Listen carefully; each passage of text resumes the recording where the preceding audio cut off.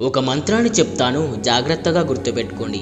ఈ మంత్రాన్ని సాక్షాత్తు పరమశివుడే వినాయకుడికి రహస్యంగా చెప్పిన నారాయణ మంత్రం. అయితే ఈ మంత్రాన్ని చెప్పే ముందు దాని వెనుకున్న కథ ఏమిటంటే, ఒకానొక సమయంలో దేవతలు మునులు కలిసి ఏ పని చేసినా విఘ్నాలు రాకుండా కొలుచుకోవడానికి ఒక దేవుణ్ణి ప్రసాదించమని వాళ్ళు కోరతారు. అప్పుడు శివుడు వినాయకుడికి కుమారస్వామికి ఈ ముల్లోకాల్లో ఉన్న 300 కోట్ల పుణ్యనదుల్లో స్నానం చేసి ఎవరైతే ముందుగా తిరిగి వస్తారో వాళ్ళే దీనికి అర్హులు అంటాడు. అప్పుడు వెంటనే కుమారస్వామి బయలుదేరి వెళ్ళిపోతాడు. కానీ వినాయకుడు మాత్రం తల్లిదండ్రుల చుట్టూ ఒక మంత్రాన్ని జపిస్తూ ప్రదక్షిణాలు చేస్తాడు. ముల్లోకాల్లో తిరుగుతున్న కుమారస్వామికి ఏ నది వద్ద చూసిన వినాయకుడే తనకంట ముందుగా కనిపిస్తాడు.